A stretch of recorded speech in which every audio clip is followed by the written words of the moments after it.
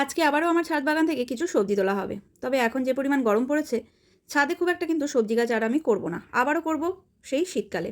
শীতকালে এবার কিন্তু অনেক সবজি গাছ করেছিলাম, আর সবজিগুলো তোলার সময় প্রত্যেকটাই কিন্তু তোমাদের ভিডিও করে শেয়ার করেছি। এই যে গরমের মধ্যে এখন রাখবো শুধু বলতে লঙ্কা গাছ আর কটা বেগুন গাছ আছে, এইগুলোই। আলাদা করে কোনো সবজি গাছ বসাবো না। এছাড়া আমার ছাদে সবসময়ের জন্য যেমন কিছু বোগেনভেলিয়া আর কিছু মিলি আছে, সেগুলোই থাকবে। আর ড্রাগন গাছ তো আছেই। আর তোমরা তো জানো ড্রাগন গাছে ডেলি তো জল দিতে হয়ই না, সপ্তাহে একদিন করে জল দিতে হয়। এছাড়া বোগেনভেলিয়া বা মিলি গাছেও খুব কম জল দিলেই চলে। তাই ডেলি ডেলি দুবার করে জল দেওয়ার মতো হ্যাবিট আমার নেই, আর ডেলি দুবার জল দেওয়ার মতো সময়ও নেই বলতে পারো। তাই গরমের মধ্যে এই টেম্পারেচারে সবজি গাছ এখন আপাতত বন্ধ। আবারও সবজি গাছ করব সামনের শীতে।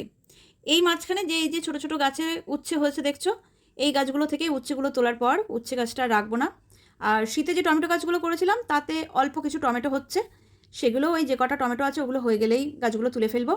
আর স্ট্রবেরি গাছে এখনও মাঝে মধ্যে এই ছোটো ছোটো স্ট্রবেরি দিচ্ছে, আর স্ট্রবেরি গাছগুলোর জন্য তো আলাদা কেয়ার আছেই। জল হয়তো স্ট্রবেরি গাছে খুব একটা লাগে না, পার ডে খুব অল্প করে একটু দিলে হয়, বা একদিন বাদে একদিন দিলেই হয়ে যায়। তবে স্ট্রবেরি গাছ কিন্তু খুবই শৌখিন গাছ, ওই গাছের দিকে ভালো করে খেয়াল না রাখলে এই যে হাই টেম্পারেচার পড়ছে এটাতেও মারা যেতে পারে, এমনকি বর্ষার সময়ও কিন্তু মারা যেতে পারে। তাই শেডের নিচে রাখতে হয়, আর এই সময় প্রচুর রানার ছাড়ছে, চারাও তৈরি করে নিতে হবে। তার জন্য আপাতত ছাদে ভ্যারাইটিস সবজি গাছ বন্ধ, তবে উঠোনে করব অল্প করে, সেটার ভিডিও তোমাদেরকে অবশ্যই শেয়ার করব।